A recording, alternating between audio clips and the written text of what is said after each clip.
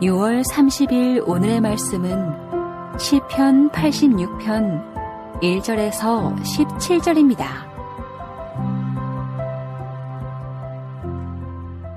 여호와여, 나는 가난하고 궁핍하오니 주의 귀를 기울여 내게 응답하소서. 나는 경건하오니 내 영혼을 보존하소서.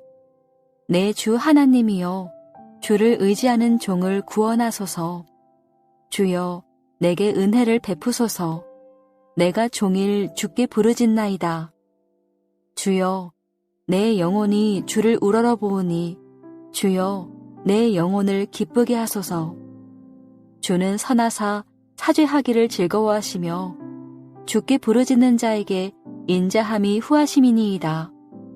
여호와여, 나의 기도에 귀를 기울이시고 내가 간구하는 소리를 들으소서. 나의 환난 날에 내가 주께 부르짖으리니 주께서 내게 응답하시리이다. 주여, 신들 중에 주와 같은 자 없사오며 주의 행하심과 같은 일도 없나이다. 주여, 주께서 지으신 모든 민족이 와서 주의 앞에 경배하며 주의 이름에 영광을 돌리리이다. 무릇 주는 위대하사 기이한 일들을 행하시오니 주만이 하나님이시니이다. 여호와여, 주의 도를 내게 가르치소서. 내가 주의 진리에 행하오리니 일심으로 주의 이름을 경외하게 하소서. 주 나의 하나님이여, 내가 전심으로 주를 찬송하고 영원토록 주의 이름에 영광을 돌리오리니 이는 내게 향하신 주의 인자하심이 크사 내 영혼을 깊은 수월에서 건지셨음이니이다. 하나님이여, 교만한 자들이 일어나 나를 치고 포악한 자의 무리가 내 영혼을 찾아싸우며 자기 앞에 주를 두지 아니하였나이다. 그러나 주여, 주는 긍휼히 여기시며 은혜를 베푸시며 노하기를 더디하시며 인자와 진실이 풍성하신 하나님이시오니 내게로 돌이키사 내게 은혜를 베푸소서. 주의 종에게 힘을 주시고 주의 여종의 아들을 구원하소서. 은총의 표적을 내게 보이소서. 그러면 나를 미워하는 그들이 보고 부끄러워하오리니 여호와여, 주는 나를 돕고 위로하시는 이시니이다. 시편 86편 1절에서 17절 말씀을 함께 묵상하겠습니다. 시편의 3권은 73편에서 89편으로 구성되어 있고요. 대부분 고라 자손이 쓴 시편들인데요. 이 시편들 중에 유일하게 다윗이 쓴 시가 한 편이 있는데 86편이 그 시편입니다. 우리는 지난주까지 사무엘상 묵상을 통해서 다윗이 사울에게 쫓겨다니며 인간이 당할 수 있는 모든 고난과 역경당하는 것을 보았습니다. 그런 맥락 속에서 오늘 시편을 묵상하시면 좋겠고요. 그런 맥락 속에서 묵상하실 때 유심히 살펴볼 단어가 하나 있습니다. 다윗이 하나님을 주로 고백하는 것입니다. 다윗은 하나님을 주로 고백하면서 이 환난과 어려움에게 도움을 주실 수 있는 분, 인도하실 분이 주밖에 없기 때문에 그 주 대신 하나님께 나아가고 있는 것이죠. 오늘 시편은 총 5단락 5연으로 구성되어 있습니다. 첫 번째 단락은 1절에서 4절로 긍휼을 베풀어 달라는 간구이 있지요. 첫 번째 단락에서 특징적인 것은 자신이 어떤 상태이니 그런 자신을 도와달라고 기도합니다.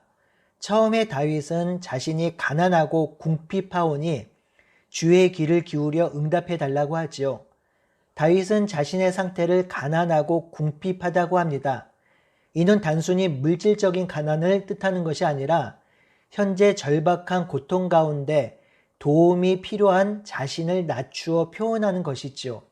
사극에서 그런 장면들이 있잖아요. 왕이나 주인에게 나가 도움을 청할 때 나는 죽어 마땅한 종이오나 주인께서 긍휼을 베풀어 주신다면 저는 살 수 있습니다 라는 말을 하지요. 다윗은 그런 절박함으로 여호와께서 자신의 기도를 들어달라고 간구합니다. 2절에 자신은 경건하오니 자신의 영혼을 보존해 달라고 간구하지요. 또한 다윗은 자신을 하나님을 의지하는 종으로 표현하며 구원과 은총을 베풀어 달라고 합니다. 다윗은 자신이 하나님을 떠나지 않은 경건한 자이며 또한 하나님만 의지하는 자이오니 자신에게 살 길을 제공해 달라고 기도합니다. 4절에 내 영혼이 주를 우러러 보오니 주여 내 영혼을 기쁘게 해달라고 기도합니다. 다윗은 지금 이 상황 속에서 소망을 찾는 길은 오직 하나님만 바라보는 것임을 알기에 하나님을 우러러 보고 있습니다. 그리고 다윗이 가장 강력하게 응답받길 원하는 간구는 자신의 영혼을 기쁘게 해달라는 간구이죠. 저는 이 4절의 간구가 얼마나 절박한 간구인지 압니다. 제가 청년 시절에 어떠한 이유인지 모르지만 한동안 기쁨이 상실된 적이 있었습니다. 그때의 고통은 제 인생 가운데 아주 힘든 기억으로 남아 있습니다. 그래서 저는 이 찬양을 참 좋아합니다. 나는 믿음으로 주 얼굴 보리니 아침에 깰 때에 주 영상에 만족하리 나 주님 닮기 원하네 믿음으로 주 얼굴 보리라. 기쁨을 잃어버릴 때 주님 얼굴을 보는 것만으로도 기쁨이 회복되면 좋겠다라고 하면서 이 찬양을 참 많이 불렀지요. 다윗은 주 하나님을 우러러 보면서 하나님께서 기쁨을 회복시켜 주기를 간구하고 있습니다. 두 번째 단락은 5절에서 7절로 부르짖음에 대한 응답에 대한 확신이지요. 다윗은 하나님의 성품에 비추어서 자신의 기도와 간구가 응답될 것을 확신합니다. 5절에 주는 선하시고 사하기를 즐겨하신다고 고백하지요. 또한 부르짖는 자에게 인자함이 후하시다고 고백합니다. 선하시고 용서하시고 인자하심은 하나님의 성품인데요.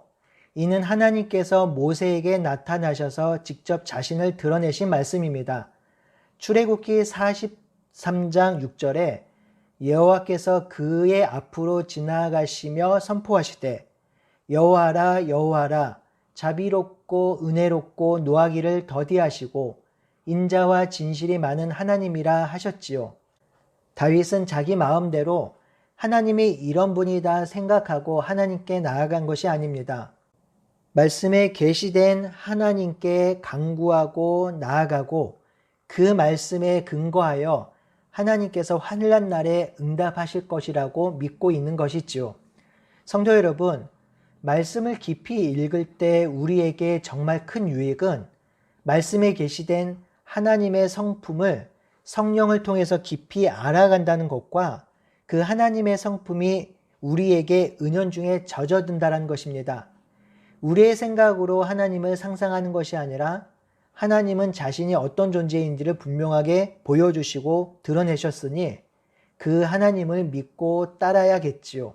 그래야 하나님과 기쁜 교제를 누릴 수 있습니다. 세 번째 단락은 8절에서 10절로 다윗이 하나님을 찬양합니다. 이 8절에서 10절이 바로 이 시편의 클라이막스죠. 다윗은 주의 위대하심을 노래하고 찬양합니다. 8절에 보니 주여 신들 중에 주와 같은 자가 없사오며 주의 행하심과 같은 일도 없나이다.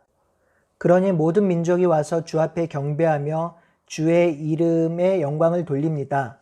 주는 위대하사 기이한 일을 행하시고 오직 주만이 하나님입니다. 다윗은 이렇게 하나님을 찬양하고 경배하였습니다. 제가 아침에 이 구절로 묵상하다가 이 구절로 만든 찬양곡이 있어서 찬양하고 다시 묵상을 시작했습니다. 혹시 시간이 되신 분들은 어노이팅 2집에 내 주 같은 분은 없네 라는 찬양이 있는데요. 이 찬양을 들어보시면 좋겠습니다. 성도 여러분, 진실로 이 땅에 오직 주밖에 없습니다. 주와 같은 신이 없습니다. 그와 같이 위대한 존재가 없습니다. 그분이 바로 우리가 믿고 섬기는 하나님이십니다. 네 번째 단락은 11절에서 13절로 구원에 대한 감사와 서원입니다. 다윗은 주 하나님께서 자신에게 주의 도를 가르치시면 주의 진리를 행하겠다고 결단하지요. 오직 한 마음으로 주의 이름을 경외하게 해달라고 합니다. 다윗은 하나님을 향해 마음이 열려 있습니다. 이것이 하나님을 찬양하는 자의 마음이지요.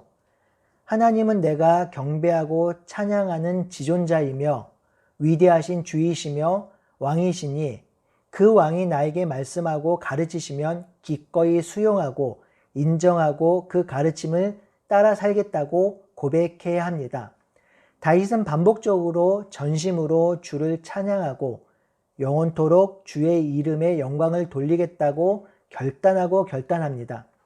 그 이유는 13절에 하나님께서 자신에게 행하신 인자하심이 너무도 크고 놀랍기 때문이 있지요.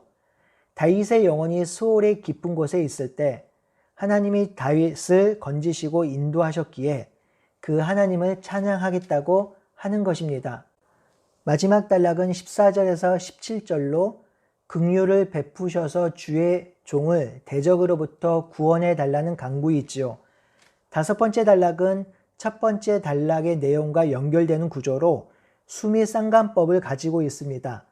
가난하고 궁핍한 상황에서 자신의 기도를 들어달라고 했는데 마지막 단락에서는 그 가난하고 궁핍한 상황을 구체적으로 말하면서 구원해 달라고 하지요.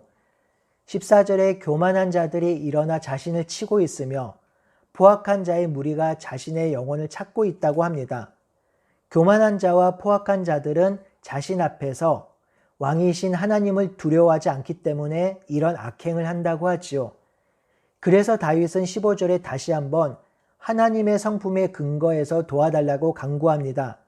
주는 긍휼히 여기시며 은혜를 베푸시며 노하기를 더디하시며 인자와 진실이 풍성하신 하나님이니 부디 한 번만 다시 한번 은혜를 베풀어 달라고 간구합니다. 내 주의 종에게 힘을 주시고 주의 여종의 아들을 구원해 달라고 하지요. 여기서 주의 여종의 아들이란 표현은 어릴 때부터 집에서 자란 종이란 의미로 하나님과의 친밀한 관계를 부각시킵니다. 마지막으로 다윗은 은총의 표징을 보여주셔서 자신을 미워하는 자들이 수치를 당하게 해달라고 간구합니다. 오늘 본문에서 가장 많이 기록된 단어가 주라는 말과 주의 종이란 말이죠.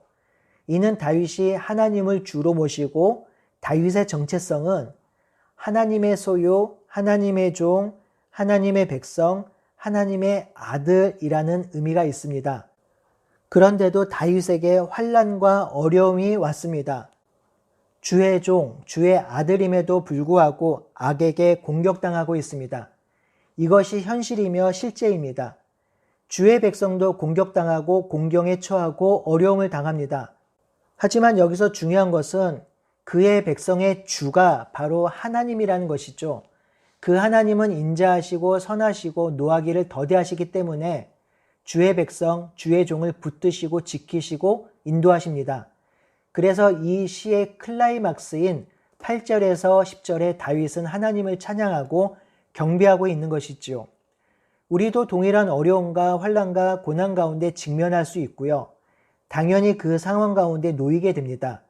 그때마다 우리가 기억해야 할 것은 하나님의 성품입니다. 하나님의 성품에 근거하여 기도하고 간구합시다. 환난 중에 도와달라고, 궁핍함을 굽어 살펴달라고 기도합시다. 그리고 더 나아가 우리의 기도를 들으시는 하나님을 향해 찬양합시다. 우리 주와 같은 분은 없습니다. 그 하나님이 우리를 지키시고 인도하실 것입니다. 과거로부터 지금까지 그리고 영원히 그리하실 것입니다. 오늘도 긍휼을 베푸시고 우리를 인도하시는 하나님을 찬양하며 동행하는 하루가 되기를 바라고 소원합니다. 아멘.